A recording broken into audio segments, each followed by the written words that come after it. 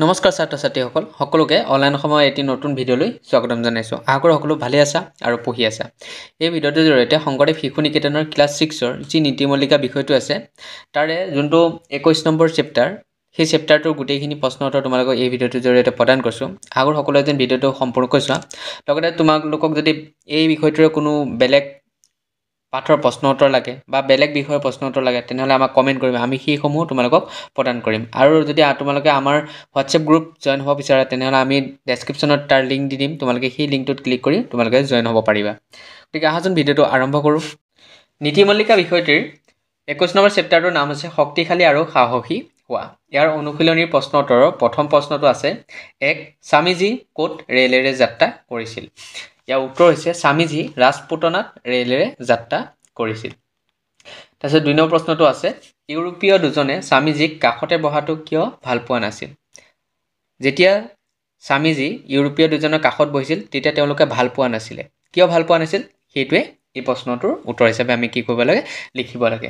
ইয়াৰ উত্তৰ হিচাপে লিখিব পাৰি যে তেওঁলোকে স্বামীজীয়ে পিন্ধা সাধাৰণ সাধুৰ পোচাকযোৰ ঘিণ কৰিছিল। অৰ্থাৎ স্বামীজীয়ে কি পিন্ধি আছিলে? সাধাৰণ সাধুৰ এযোৰ পোচাক পিন্ধি আছিলে, যিটো দেখি তেওঁলোকে ঘিণ কৰিছিল। লগতে তেওঁক এজন নিৰক্ষৰ বুলি ভাবিছিল। অৰ্থাৎ ইউৰোপীয় দুজনে স্বামীজীক কি বুলি ভাবিছিলে? নিৰক্ষৰ, অৰ্থাৎ পঢ়িব নজনা মানুহ বুলি ভাবিছিল। সেয়ে ইউৰোপীয় দুজনে স্বামীজীক কাষতে বহাটো তেওঁলোকে ভাল পোৱা নাছিল। এইটো আছিল 2 নম্বৰ প্ৰশ্নটোৰ উত্তৰ। তাৰপিছত 3 নম্বৰ প্ৰশ্নটো আছে স্বামীজীক ইউৰোপীয় দুজনে নিৰক্ষৰ বুলি ভাবি কি কৰিছিল? ইয়াৰ উত্তৰ হিচাপে লিখিব পাৰি যে স্বামীজীক ইউৰোপীয় দুজনে নিৰক্ষৰ বুলি ভাবি তেওঁলোকে ইংৰাজীতে স্বামীজীৰ বিষয়ে অপমানসূচক কথা পাতিছিল। অৰ্থাৎ তেওঁলোকে কি ভাবিছিলে?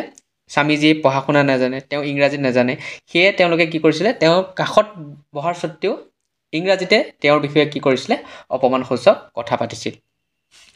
তাৰপিছত 4 নম্বৰটো আছে স্বামীজীয়ে ইউৰোপীয় দুজনৰ অভিমান কেনেদৰে ভংগ কৰিলে? ইয়াৰ উত্তৰ হিচাপে লিখিব পাৰি যে যেতিয়া তেওঁলোকে গম পালে যে স্বামীজীয়ে ইংৰাজী জানে তেতিয়া তেওঁলোকে স্বামীজীক ক্ষমা প্ৰাৰ্থনাৰ সুৰেৰে সুধিলে যে তেওঁলোকে তেওঁৰ বিষয়ে ইমানখিনি অপমানসূচক কথা পাতি থকা স্বত্তেও তেওঁ কিয় একো কোৱা নাছিল।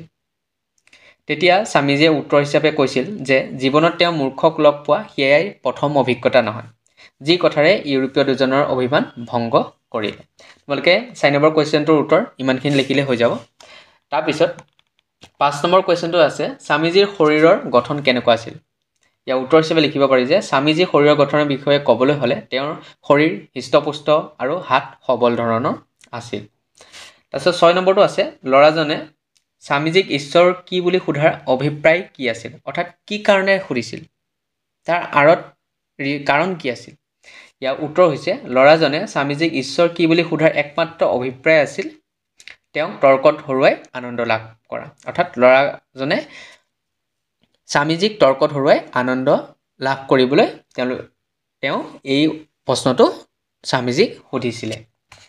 তাৰপিছত 7 নম্বৰটো আছে ওলোটাই স্বামীজীয়ে ল'ৰাকেইজনক কি প্ৰশ্ন কৰিছিল? অৰ্থাৎ যেতিয়া ল'ৰাকেইজনৰ মাজৰ এজনে সুধিছিলে ঈশ্বৰ কি বুলি, তাৰ প্ৰত্যুত্তৰ হিচাপে স্বামীজীয়ে তেওঁলোকক ওলোটাই এটা প্ৰশ্ন কৰিছিলে। সেই প্ৰশ্নটো কি আছিলে? ইয়াৰ উত্তৰ হিচাপে লিখিব পাৰি যে ওলোটাই স্বামীজীয়ে ল'ৰাকেইজনক শক্তি মানে কি এই প্ৰশ্নটোৱে কৰিছিল।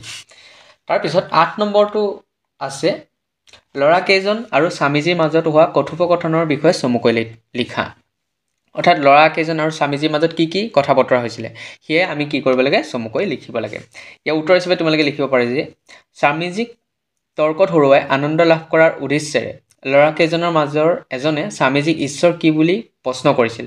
তেতিয়া স্বামীজীয়ে তেওঁলোকৰ অভিপ্ৰায় বুজি তেওঁলোকক ওলোটাই সুধিছিল যে ল'ৰাহঁত শক্তি মানে কি তোমালোকে ক'ব পাৰিবানে? কিন্তু তেওঁলোকে তেওঁৰ প্ৰশ্নৰ উত্তৰ দিবলৈ সক্ষম নহ'ল। তেতিয়া স্বামীজীয়ে তেওঁলোকক কৈছিল যে বোপাহঁত সদায় শক্তি ব্যৱহাৰ কৰা অথচ এই সামান্য প্ৰশ্নটোৰ উত্তৰ নাজানা। আনহাতে তোমালোকে মোক ঈশ্বৰ কি সুধিছিলা? তাৰপিছত তেওঁ ছাত্ৰকেইজনক ঈশ্বৰ আৰু শক্তি দুয়োটাৰে ব্যাখ্যা বুজাই দিলে। তোমালোকে এনেদৰে লিখিলেই হ'ব। ইমানখিনি আৰু বেছিকৈ লিখাৰ কোনো প্ৰয়োজন নাই। সাধাৰণভাৱে যি পাঠটোত আছে সেইখিনি লিখি দিলে হৈ যাব। অনুশীলনীত ইমানকেইটা কুৱেশ্যনেই আছিলে, গোটেইকেইটা কুৱেশ্যনৰ এনচাৰ তোমালোকক দিলোঁ। তাৰপিছত অতিৰিক্ত প্ৰশ্ন উত্তৰৰ প্ৰথমটো প্ৰশ্ন আছে যে স্বামীজীৰ নাম কি আছিল? ইয়াৰ উত্তৰ হৈছে স্বামী বিবেকানন্দ। তাৰপিছত 2 নম্বৰ কুৱেশ্যনটো আছে মাদ্ৰাজত থাকোঁতে তেওঁক লগ কৰিবলৈ অহা ছাত্ৰ এজনৰ নাম লিখা। ইয়াৰ উত্তৰ হ'ব ভি সুব্ৰমণিয়ম। তাৰপিছত 3 নম্বৰটো আছে 1892 চনত কন্যাকুমাৰীত উপস্থিত হৈ তেওঁ কোন মন্দিৰলৈ গৈছিল? ইয়াৰ উত্তৰ হৈছে কন্যাকুমাৰী দেৱী মন্দিৰলৈ। তাৰপিছত 5 নম্বৰটো আছে, অৰ্থাৎ এই চেপ্টাৰটোৰ লাষ্ট কুৱেশ্যনটো হৈছে স্বামীজীয়ে শিলাখণ্ডটোত কেনেকৈ উপস্থিত হৈছিলগৈ? ইয়াৰ উত্তৰ হিচাপে তোমালোকে লিখিব পাৰা যে যিহেতু তালৈ যাবলৈ প্ৰয়োজন হোৱা নাৱৰ ভাড়া তেওঁৰ হাতত নাছিল, যাৰ বাবে তেওঁ তীব্ৰ সোঁত ভৰা জলভাগ সাঁতুৰি পাৰ হৈ তাত উপস্থিত হৈছিলগৈ। অৰ্থাৎ তেওঁ সাঁতুৰি গৈ সেই শিলাখণ্ডটোত কি হৈছিলেগৈ? উপস্থিত হৈছিলগৈ। এই ইমানখিনি আছিল এই চেপ্টাৰটোৰ কুৱেশ্যন এনচাৰ। আশা কৰোঁ সকলোৱে ভিডিঅ'টো ভাল পালা। যদি ভাল পালা লাইক কৰিবা, শ্বেয়াৰ কৰিবা আৰু ছাবস্ক্ৰাইব কৰি ৰাখিবা, যাতে নতুন নতুন ভিডিঅ'বোৰ তোমালোকে পাই থাকা সোনকালে। আৰু যদি তোমালোক কিবা লাগে তেন্তে আমাক হোৱাটছএপ গ্ৰুপত কণ্টেক্ট কৰিব পাৰা, নহ'লে আমাক কমেণ্ট কৰিবা। আমি সকলোৰে কমেণ্ট পঢ়োঁ আৰু যিমানখিনি পাৰোঁ তোমালোকৰ যিখিনি প্ৰয়োজন হয় সেইখিনি দিবলৈ চেষ্টা কৰোঁ। গতিকে আজিলৈ ইমানেই, ধন্যবাদ।